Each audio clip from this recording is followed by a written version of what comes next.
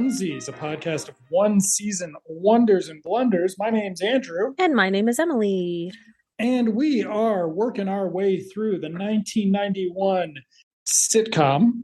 It is definitely a sitcom, but I was trying to think of a descriptor. It's not a cult sitcom. It's kind of a high concept sitcom. Morton and Hayes, which is these episodes are ostensibly recently refound original shorts from the 19 somethings. They don't specify, which we will talk about again in a minute. Yeah. But this episode, we are on the 5th episode. We only have one more Morton and Hayes to go, and then we are off to Police Squad, which is probably in 2022 going to play like the best case for a police department in the United States, where they're too incompetent to actually just murder brown people and black people. So, yes, so this episode's called The Vase Shop for reasons which will be incredibly obvious in a second. And so do you have 3 items that you would like to touch on? Not really. I mean, I do.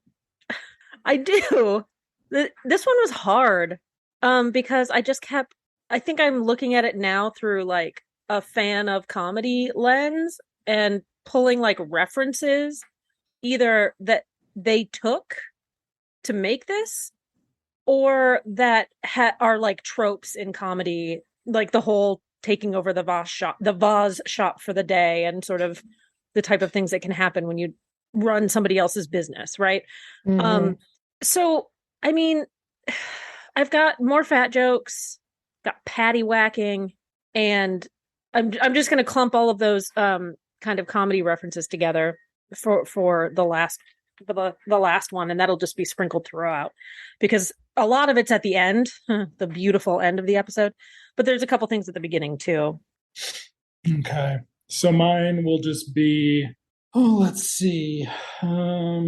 That actually ties into my last one. Okay, so obviously one will be It's Canada Joe, and that actually ties into something else. Second, we can do Little Annoying Fucker. So those are out of order. And finally, is Christopher Guest just a bad director? Okay, good question. Yeah. So... Excuse me. We start with Rob Reiner telling us that this is one of the earliest and most primitive Morton and Hayes things.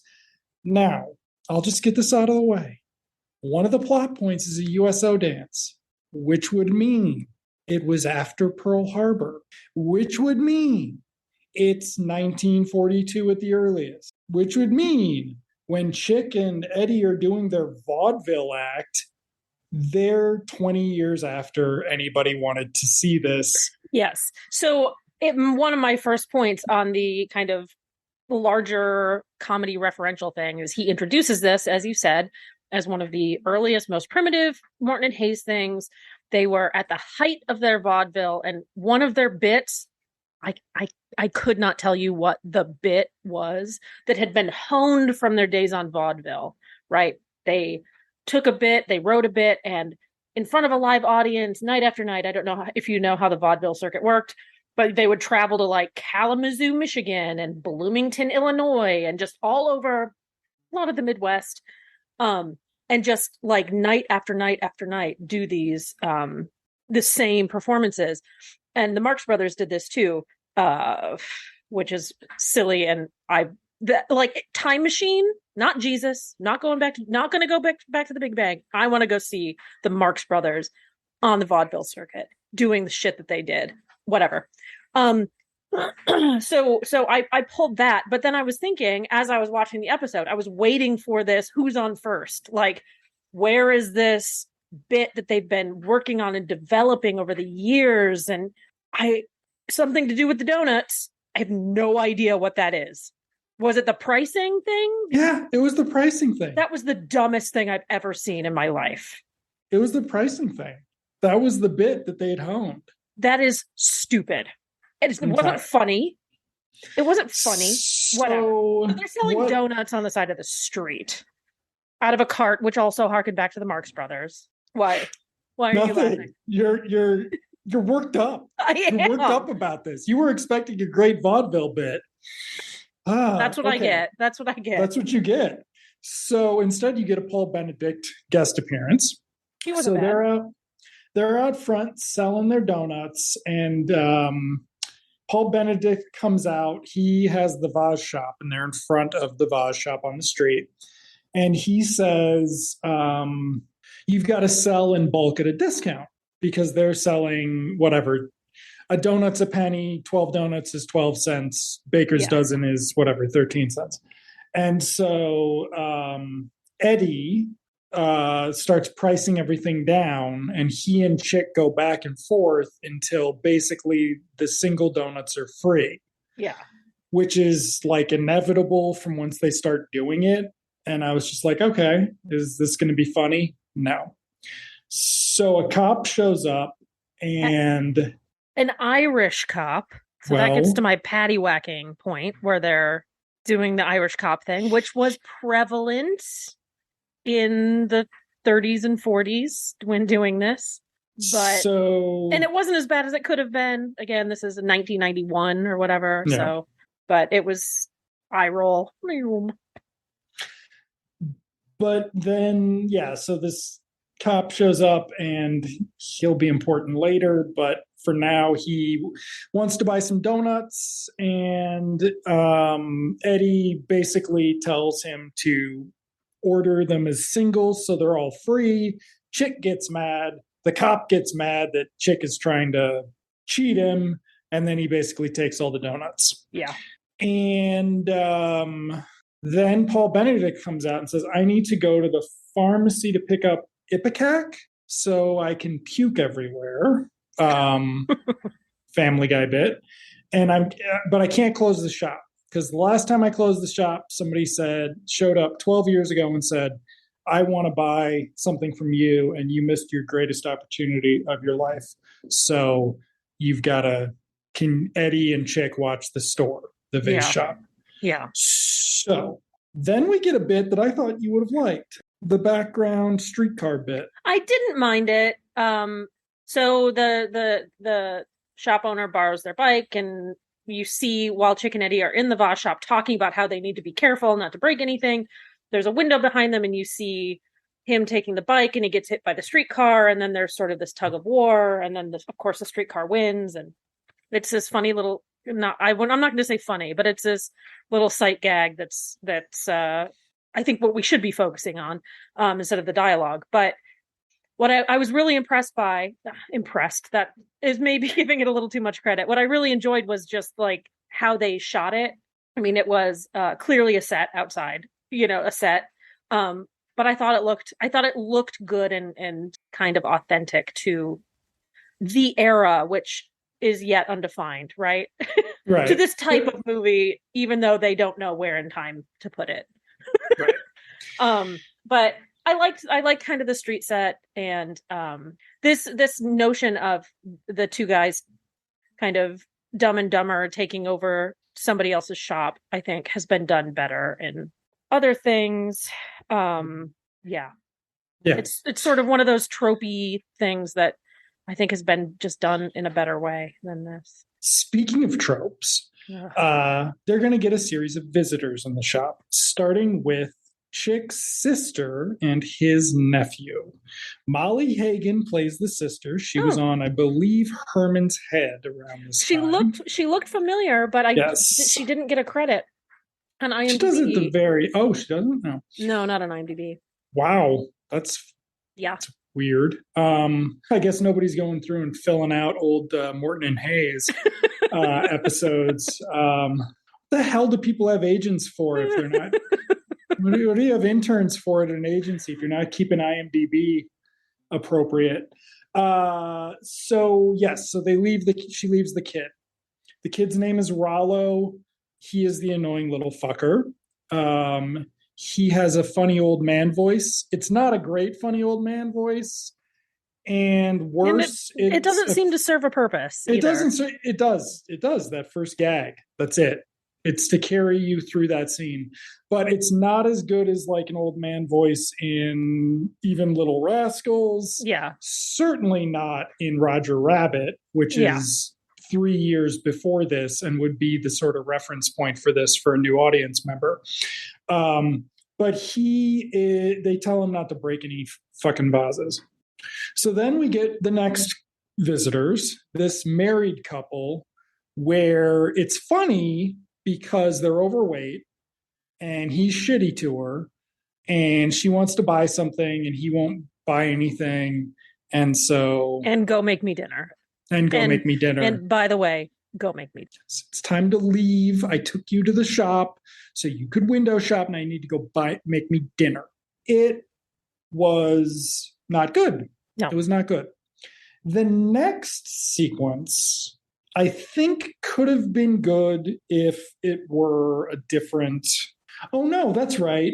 This is when Rollo roller skates around the store. Okay, this could have been good, too, if it didn't suck. Yeah. But all of a sudden, Rollo's roller skating around the store. Yeah. There was no inciting incident. He's just an annoying little fucker.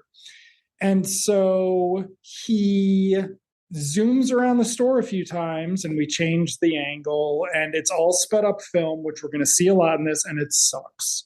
And the only one thing relatively redeeming is the teacup that the lady wants to buy flies up in the air and Eddie jumps comically and catches it. But otherwise, through this roller skating incident, nothing is damaged. Nothing's damaged. And that's what we're going to keep doing, is we're going to keep threatening to break the vases. Yeah. So next we get Betty and Spats. Betty is the shop owner's daughter, I believe. Yeah. And they're on their way to the USO dance. So this is where my note is. The earliest Morton and Hayes is from post Pearl Harbor. So then we do a too much speed up dance thing throughout the store where they don't break anything. Yeah. Now, this could have been good. Yeah. It wasn't, but it could have been. Way too much speed up. The close-ups are weird and not like doing the close-ups that they do in this with a 1942 movie camera would have been an incredible production and more interesting than this episode to watch the behind the scenes on it, right? Because they would have had her on a transparent table and they'd be spinning her around. There's no way they wouldn't have broken something. Yeah. It would have been interesting. Not with Christopher Guest. Okay. But then intro a thief played by Mr. Canada Joe Flaherty, who also co-wrote this episode, or at least has the credit. Yes. And he's like, don't shoot the dopey-looking one, or something. He calls one of them dopey. I'm going to shoot the dopey-looking one. If you don't start filling up those bags with vases, I'm going to shoot the dopey-looking one. Right. And then there's the supposed to be funny, you're the dopey-looking one. No, you're the dopey-looking one. Very funny. Ugh. But then Rollo starts spitballing the guy and knocking the gun out of his hand. I thought that was funny. I thought that could have been played better for laughs. I mean, he might be a little shithead, and his voice, which we never hear again. No. Is stupid. He says goodbye, I think, doesn't he? Or something. He says something. He doesn't even say anything shitty. No, he does the tongue thing. Oh yeah. Yeah, the fart noise. Raspberries him. Cool. Yeah. So now we start getting the vases getting broken. And we get a 3-person roll around fight. Those stunt guys were good. They were all like, I don't know, tied together somehow magically. They all stuck together in this perfect little ball of 3. I thought that was like the best thing about it. The most remarkable thing to me, I didn't even write it down, was that tiny little 3-second sped up scene of them rolling around on the floor. Which ends with Eddie ringing bells from his mouth. Yes. And then Chick doing the same thing, presumably to keep the melody, which also could have been funny. Stop shaking your head. Somebody could have made that funny. No, absolutely. I just didn't quite get it. Like, No, it doesn't make any sense. No, they got bonked in the head, and suddenly they're a little kooky, and so they start ringing bells with their mouths. If they did a full song, it would have been cool or something. But no, it's or if they had done like the start of a melody and then like collapsed from the head injuries. Like, I don't know. It could have been done much better. Again, everything could have been done much better. Okay, but then the donut stealing Irish cop shows up and is like, "Ugh, it's the mean bandit." So right away we know that Chick and Eddie aren't going to be blamed for this exactly. Right. Canada Joe pulls out a Tommy gun. I didn't even notice that. Yeah. I think I blanked it out at some point. To which the cop replies, "Going automatic on me, are you?" Now, the cop at this point has 2 revolvers and infinite bullets. He's got infinite bullet mode turned on. And they're just shooting up all the vases. So it's just everything getting broken. Everything's a disaster now. Rollo pulls out his itching powder bomb, which seems like I don't know. I haven't seen enough 30s Little Rascals, but kind of that kind of Three Stooges-y thing. I don't know. Like, it's not good. It's not good, but I think Joe plays it pretty well. Yeah. Getting the itchy bomb. He does, and he and I think he was the best of the bunch in terms of like performance on this episode. Well, yeah, he wasn't being sexist or low-key racist or homophobic this episode, which is a new thing for Canada Joe on this podcast. I'm referring to our second season, everyone, where we but I mean, he was playing a father in 1980, whatever. So, I mean... Okay. All fathers in 1980 were complete pieces of shit? Yeah. Okay. I would just assume so rather than not, because the majority of them probably were. Yeah, I mean, we can assume so, but it should be aspirational. Anyway, there's all sorts of things. We don't need to relitigate I got sexually harassed in the gayborhood today, so don't tell me that all men aren't shit. All men are shit. I'm saying that, but I'm saying for a television show, you're allowed to be aspirational because it is not it's not a docudrama, but we're also not talking about that fucking show. We're talking about this show. Well, let's talk about the show. Sorry, I'll cut that No, you leave that in. But it immediately goes to silent movie gag. And one thing you'll know if you watch pretty much anything made after, I don't know, 1931, they desperately tried not to do silent movie gags because they didn't want to be old style. Like they didn't, and I mean, everybody can go, Emily will disagree. Everybody can go watch Chaplin, directed by Sir Richard Attenborough, starring Robert Downey Jr., and they discuss changing comedy tastes in that film while Charlie Chaplin's being a sexual predator. But anyway, they wouldn't have done this. And it's like, why is this in here? Is this all Christopher Guest knows about old-timey comedies? Apparently, yes. Including music. But anyway. Yeah. So then the sister comes, the Canada Joe gives himself up. The sister comes back and is like, wow, Rollo could have gotten hurt. You did a really shitty job watching him, Chick. So you kind of get some understanding in what Chick's life is like. And then what's his face gets back. Paul Benedict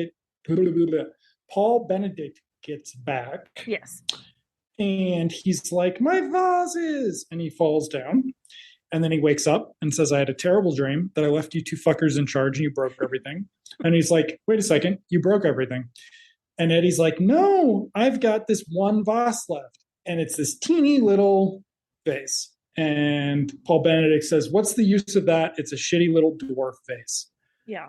And then some old rich man comes in off the street and says, I have been looking for that for 12 years. I will give you $50,000 for that, which is almost $1 million in today's money. I just did that. I just Googled that. You just did that? Yeah. And so he hands Paul Benedict a check for cash. Everything's good. Paul Benedict's like, I'm going to buy some of your fucking donuts. Eddie tells him if you buy them one at a time, they're free. Chick yells at him, and they argue on the street. And that's it. That's the end of it. So we forgot to mention at the beginning of the episode, Rob Reiner threatens a surprise for the end. Yeah. And I knew it was coming. I knew exactly what it was. So the surprise is Bob Amorell and Kevin Pollak in old man makeup. So I have a couple notes on this. Okay. Kevin Pollak looks like Miracle Max from Princess Bride. Okay. It's like they took Billy Crystal's like full face silicone mask and put it on Kevin Pollak's face. He looks exactly like Miracle Max. Not impossible. With no Not lips. Impossible. Yeah. Not impossible. Not that's impossible. I guess I said I had a couple notes on this. That's my one note on that. They didn't really improve it, though. No. Doesn't look great on TV. No. So Kevin Pollak comes out first, and Meathead starts giving him shit. My first note was, holy shit, more old people jokes, because Kevin Pollak can't drive his little scooter. Yeah. But it turns out to be okay because he's kind of a dick. Meathead talks to him about his 4 paternity suits and his tax evasion thing. This is where it's a little weird because Rob Reiner says, well, you were released from your contract in 1948. So they knew that these were in the 40s. Like, did they just think the 30s and the 40s were the same thing? I don't understand. I don't know I don't know that they think it's the same thing. You would think that Rob Reiner would have some idea that the 30s and the 40s were different because his dad, but maybe not. And it also could just be that like the audience, the CBS viewing audience, they underestimated, or maybe they didn't underestimate. I mean, it's CBS. These were people who were alive in the 20s at that point. Anyway, so tax evasion. Okay, so then Rob Reiner's got a big surprise for him. Oh, can I mention one other thing? Yes, you can. Just a reference that I was proud to have gotten. He talks about having done commercials, and he does the old guy thing. I stand by every product I sold. Yes. Then they list like, oh, you really use those Roach motels? Yes, I do. Damn it. And then he says, and I listen to Zamfir, the pan flute king or whatever, master of the pan flute, every night before I go to bed. And I was so proud of myself for getting that reference. So yeah, that was one of the. I mean, the end's very weird, which we'll talk about once we lay it out here in a second. But so after Rob Reiner's like, we've got a surprise for you, and Kevin Pollak's like, Junior's here. Why do they call him Junior? It's never explained. Okay, I don't know. But Junior is Mr. Eddie Hayes. Yeah, and so he comes out and. It's obvious from Chick's remarks that Bob has fared a little bit better than him. Yes. He seems to be jealous that he has a little bit of scratch, that he has a better reputation, etc. I was getting serious Sunshine Boys vibes from this. But it never like went all the way. They were still pretty pleasant to each other, just maybe a little biting comment here and there. It did not ever go full Sunshine Boys. Thank goodness, because whatever. But I felt like if you're going to do the bit, at least do it all the way. And they just didn't. No, they didn't. Instead, one of my notes is Bob Amorell is actually good, ? Because that's how you tell if somebody's good. You put a bunch of shitty fucking makeup on them. Yeah. And you see what they do. Yeah. Kevin Pollak did not do well. He did not do well. No. Yes. By that measure, he did not do well. But Bob Amorell does a great makeup performance. It was incredible. And they tell an anecdote about how somebody threw cooked vegetables at them at a show once. And so that was a thing that happened to them. And it was premeditated because they were cooked. Yeah. That's a joke that's been done somewhere else too. I'm sure. Yeah. I'm sure. Oh, you know what? It was in The Office, the British Office, where he talks about somebody smearing Marmite on on a pair of underpants and throwing them up on stage. Whatever. The Christmas specials. I think that's pretty much it. And then they'll be back next week. And at this point, I was starting to see your husband's idea that this was just Rob Reiner, Christopher Guest, and their friends doing a show that they thought was a good idea, but it wasn't. Yeah. Yeah. And until next week. And then that was it. Yeah. Pretty underwhelming. I will say this. So Max Pross and Tom Gamble write the next episode. They wrote Overboard as well. And it's directed by Michael McKean, who also he didn't direct, he wrote that second one that we liked so much. Christopher Guest actually directed that.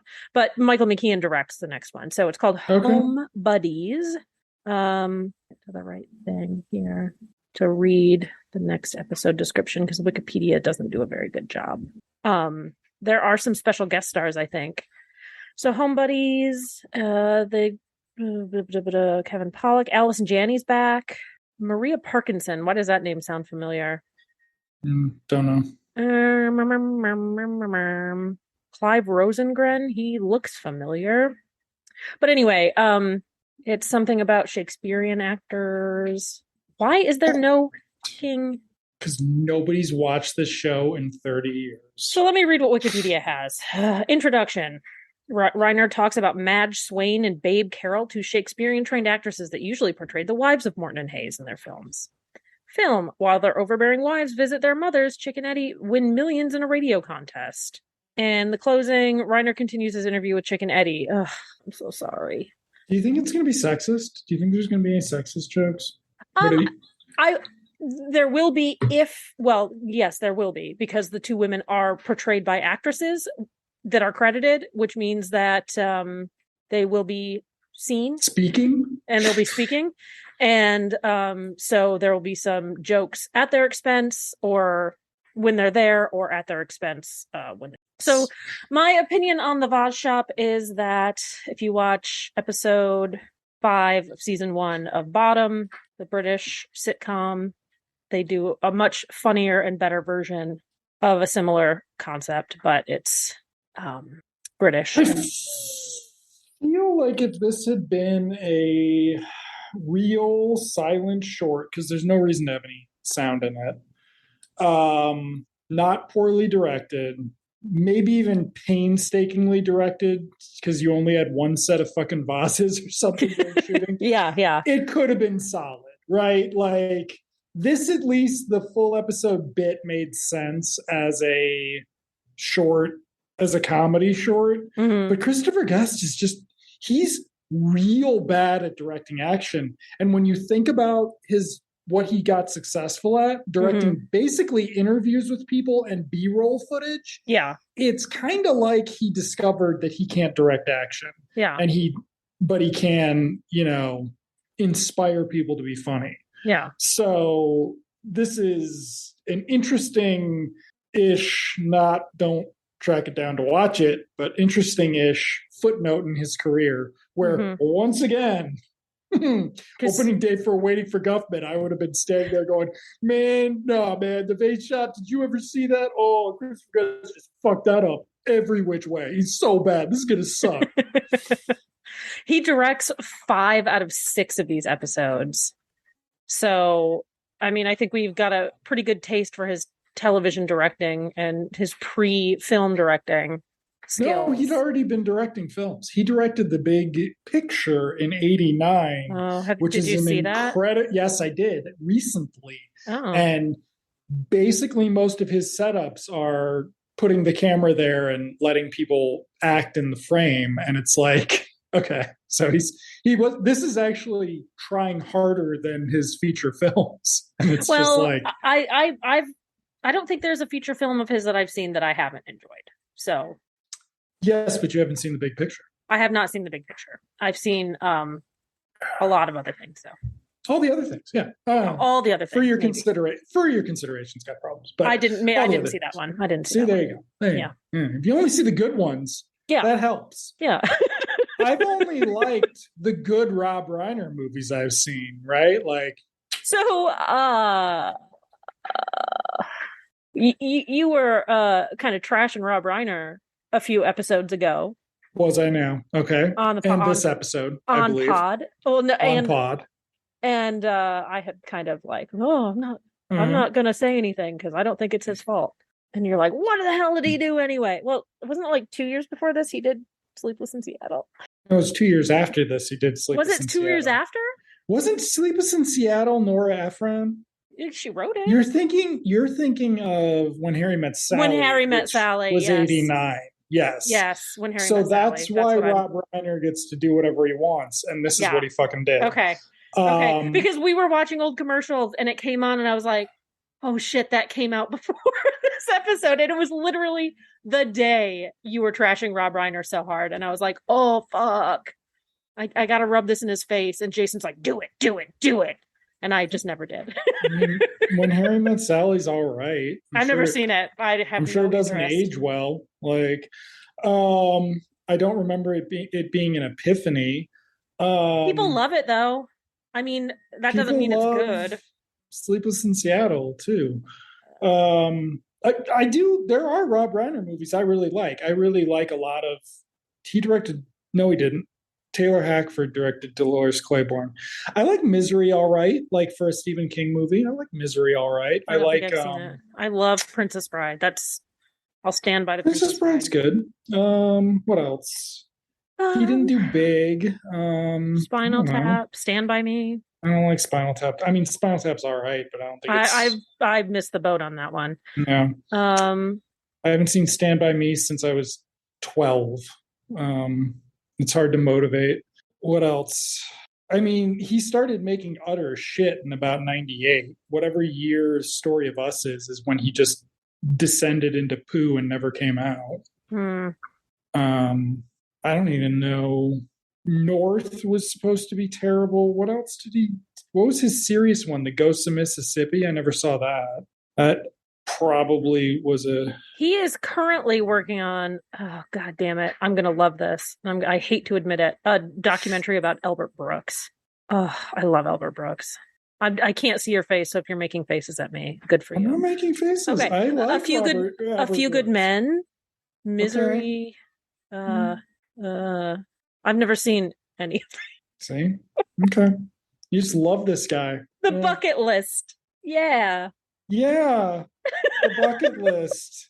One of Jack Nicholson's last roles was a Rob Reiner direction. Well, cool. 2023 Albert Brooks Defending My Life documentary is slated to be released, so maybe I'll just hold out for that. Rob Reiner will introduce segments in his Morton and Hayes persona. Stuff doesn't, not everything ages well. Some stuff does age well. Lots of stuff doesn't. Yeah. And this, I think, has not aged well. I don't think this was good at the time. Nah, well, yeah. As you've said many times before, it's made for a niche audience. And if the niche audience doesn't like it, then you've got a problem. Go watch Bottom. Go watch Bottom. Bottom's Up, 1991. Same year. Season 1, episode 5 of Bottom. It's very funny. And they do the taking over somebody else's shop in a much better way. And it's dirty and it's stupid and I love it. I recommend Bottom if you haven't seen it. Your wife would hate it. How many seasons is it? 3, I think. Oh, okay. But it's British. 3 British seasons. So 6 episodes each. Anyway. Okay. Well, thank you for joining us. Oh no, it's Rick Mayall. Yes, he's my comedy hero. Hello. Well, hello. Look at this. He was on. That's Rick. Okay. Well, I don't know. I mean, it could be. It's a white guy with brown hair. Watch Bottom, and you'll get it. White guy with brown hair. Well, okay. Watch Bottom, and you'll get it. We liked him a lot on, what was the one where he played Flash? Oh yeah. Season Blackadder. Blackadder, yeah. Yeah. So season 2 of Blackadder. He was hilarious. Yeah. And he's great in Drop Dead Fred. Have you seen Drop Dead Fred recently? Stop trying with your Drop Dead Fred and your fucking Yahoo Serious. Like, no. I mean, did you go all the way to Carrot Top? Like, no, but I was just talking to Jason because we saw a commercial for one of his movies. I loved Ollie Orr when I was like 14. Did we talk about how you were talking shit about you were too young for All in the Family before we started recording or after? Because I want to say that All in the Family a little bit better than Pauly Shore. just a tinge. Did Pauly Shore? Oh, there's got to be a one-season Pauly Shore show out there. Oh, well, let's investigate. Pauly Shore TV show. We'll do this live to tape. Totally Pauly. Oh no, that was MTV. That was a long time. Sin City Psycho. That's still on. Oh boy. Pauly Shore and Friends. Pauly does. Oh, some of these might be comedy specials. It's hard to tell. Let's see. Pauly TV series, 1997. Oh God, he's such a dork. How long did it last? Ooh, 1997. Dreadful sitcom, which seems to have thankfully faded from public memory. All right, everybody. I think we might have it. 3.2 out of 10 on IMDb, which with 153 votes, which is less than an episode of a superhero show starring a woman. 7 episodes. Let's do it.